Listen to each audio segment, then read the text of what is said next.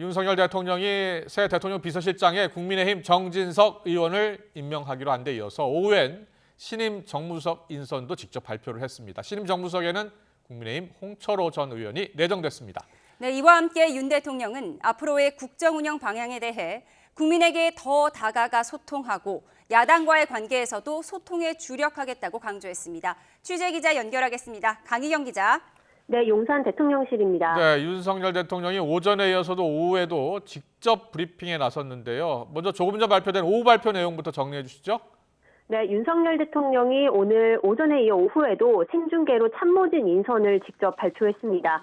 윤 대통령은 조금 전 브리핑에서 신임 대통령실 정무수석 비서관으로 홍철호 전 국민의힘 의원을 임명할 예정이라고 밝혔습니다.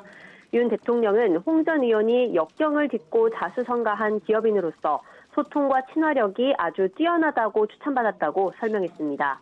이에 앞서 윤 대통령은 오늘 오전 정진석 의원을 신임 비서실장으로 내정했습니다.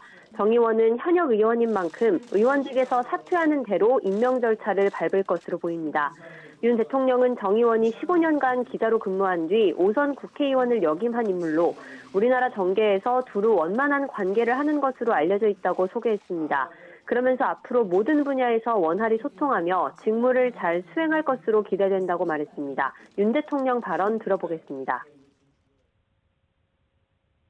또 내각, 당, 또 야당, 또 우리 언론과 시민사회 이런 모든 부분에 원만한 소통을 하면서 직무를 잘 아주 수행해 주실 것으로 저는 기대하고 있습니다.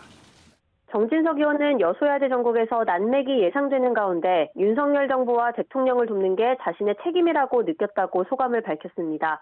이어 윤 대통령이 더 소통하고 통합의 정치를 이끄는 과정에서 잘 보좌하겠다며 오직 국민의 눈높이에서 윤 대통령에게도 객관적인 관점에서 말하도록 노력하겠다고 강조했습니다.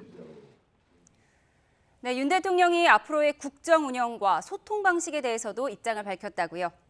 네, 윤 대통령은 인선 발표에 이어 질의응답 시간을 가졌습니다. 윤 대통령의 기자회견은 지난 2022년 8월 취임 100일 회견이 마지막이었고 도어 스태핑도 2022년 11월 이후 중단됐습니다. 지난해 5월 진행된 오찬 간담회가 비공식이었다는 점을 고려할 때 공식 석상에서 질문을 받은 건 1년 5개월 만입니다.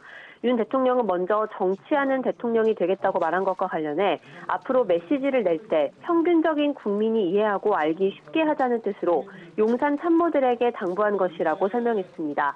또 국정 운영이나 소통 방식을 어떻게 바꿀지에 대해서는 2년 동안 중요한 국정과제를 정책으로 설계하고 집행하는 쪽에 업무 중심이 가 있었다면 앞으로는 국민에게 더 다가가 설득하고 소통하고 정책 추진을 위해 야당과의 관계 개선에도 노력하겠다고 강조했습니다. 윤 대통령 발언 들어보겠습니다.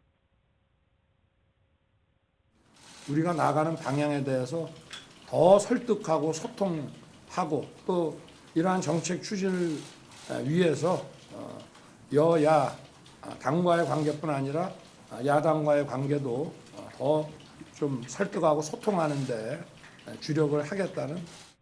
윤 대통령은 이 대표를 용산으로 초청했기 때문에 하고 싶은 말을 하기보다 이 대표의 얘기를 더 많이 들어보려고 한다고 밝혔는데요. 그동안 여야의 입장이 극명하게 차이가 났는데 서로 의견을 좁히고 합의할 수 있는 민생 의제를 찾아서 국민 민생 안정을 위해 노력하자는 얘기를 나누게 될 것 같다고 전망했습니다. 그러면서 어떤 의제에도 제한을 두지 않고 다양하게 대화를 나눠보겠다고 강조했습니다. 지금까지 용산 대통령실에서 YTN 강희경입니다.